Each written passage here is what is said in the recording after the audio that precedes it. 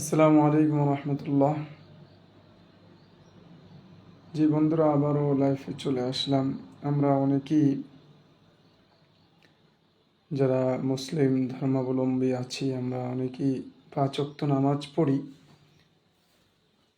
তো 5 ওয়াক্ত নামাজে একটি গুরুত্বপূর্ণ বিষয় হলো যে আমরা নামাজের মধ্যে অনেক সময় আমাদের ভুল হয়ে যায়।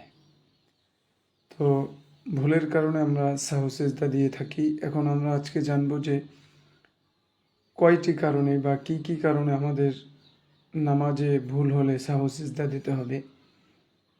তো মূলত 3টি কারণে সাহু সিজদা ওয়াজিব হয়। 1 নম্বর হচ্ছে নামাজে ভুলবশত কোনো ওয়াজিব যদি তরক হয় তাহলে সাহু সিজদা দিতে হবে। 2 নম্বর হচ্ছে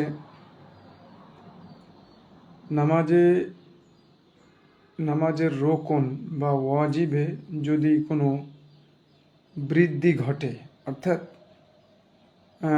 একটি রুকুর জায়গায় 2টি রুকু দিয়ে ফেললে ভুলে, বা একটি সিজদার জায়গায় 2টি সিজদা ভুলে দিয়ে ফেললে, এরকম হলে তাহলে সাহু সিজদা ওয়াজিব হবে। আর 3 নম্বর হচ্ছে রাকাত নিয়ে সন্দেহ হলে, যে আমি যখন সালাম ফিরাবো বা আমি শেষ বৈঠকে আছি, তখন আমার রাকাত নিয়ে সন্দেহ হচ্ছে যে আমার কয় রাকাত হলো না কি হলো, বা শেষ বৈঠকের আগেও যদি আমি এরকম সন্দেহ পোষণ করি মূলত যে আমার কয় রাকাত হলো, আমার 4 রাকাত হলো কিনা বা 3 রাকাত হলো কিনা, এরকম রাকাত নিয়ে, যেমন 2 রাকাত বিশিষ্ট যদি নামাজ হয় সেখানে আমি 2 রাকাত হলো না 1 রাকাত হলো, এরকম যদি রাকাত নিয়ে সন্দেহে আমি যদি বসে যাই, তো এখানে একটি কথা আছে যে রাকাত নিয়ে যদি সন্দেহ হয় তো তাহলে এখানে 2টি বিষয়। একটি হলো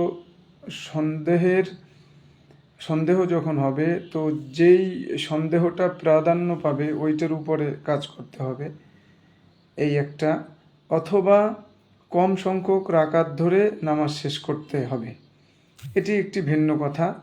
কিন্তু মূল কথা হলো রাকাত নিয়ে যদি এরকম কোনো সন্দেহ দেখা দেয় তাহলে অবশ্যই আমাদেরকে সাহু সিজদা দিতে হবে।